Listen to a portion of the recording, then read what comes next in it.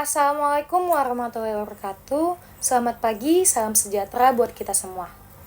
Perkenalkan, nama saya Tiara Kristiani Sinaga dengan NPM 5142341.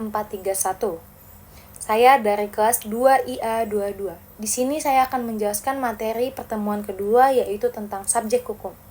Subjek hukum adalah entitas yang memiliki hak dan kewajiban yang diakui oleh hukum dan dapat bertindak serta bertanggung jawab atas tindakan-tindakannya. Ada dua kategori utama subjek hukum. Yang pertama, orang atau person. Merupakan individu yang diakui oleh hukum sebagai subjek hukum yang memiliki hak dan kewajiban dalam berbagai bidang seperti perdata, pidana, dan administrasi. Dalam sistem hukum, orang adalah subjek hukum utama yang dapat membuat perjanjian, memiliki properti, dan bertanggung jawab atas tindakannya. Yang kedua, badan hukum atau bisa disebut dengan legal entity. Ini adalah entitas yang dibentuk untuk tujuan tertentu, misalnya perusahaan, organisasi, yayasan, yang juga dianggap sebagai subjek hukum. Badan hukum memiliki hak dan kewajiban seperti individu, dapat melakukan transaksi hukum, memiliki properti, dan dapat menggugat atau digugat. Di sini kita akan menjelaskan cara kerja subjek hukum. Yang pertama, kapasitas hukum. Agar seseorang atau badan hukum dapat bertindak sebagai subjek hukum, ia harus memiliki kapasitas hukum, yaitu kemampuan untuk melakukan perbuatan hukum.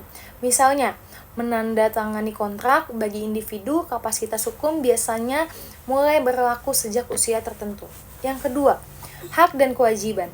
Subjek hukum memiliki hak yang dilindungi dan dijamin oleh hukum, misalnya hak atas properti, hak untuk melakukan gugatan, dan hak untuk mendapatkan perlindungan hukum. Di sisi lain, mereka juga memiliki kewajiban seperti membayar pajak, memenuhi kontrak, dan bertanggung jawab atas tindakan yang merugikan orang lain. Yang ketiga, perwakilan hukum. Dalam beberapa kasus, perwakilan hukum diperlukan. Misalnya, bagi individu yang belum dewasa atau badan hukum yang bertindak melalui pengurusnya, perwakilan hukum ini bertindak atas nama subjek hukum dan mengambil keputusan untuk kepentingannya. Dan yang keempat, pertanggungjawaban hukum. Jika subjek hukum melakukan pelanggaran, maka mereka dapat dimintai pertanggungjawaban. Individu bisa diadili, dipenjara, atau dikenal denda. Sementara badan hukum bisa dikenai sanksi administrasi atau perdata. Yang terakhir, pengakuan oleh hukum. Pengakuan sebagai subjek hukum membuat entitas atau individu memiliki kedudukan yang sah dalam hubungan hukum. Ini memungkinkan mereka melakukan aktivitas-aktivitas yang diakui oleh hukum, misalnya perdagangan, pekerjaan, dan kepemilikan. Sekian dari saya tentang subjek hukum. Mohon maaf jika ada salah kata. Terima kasih. Wassalamualaikum warahmatullahi wabarakatuh.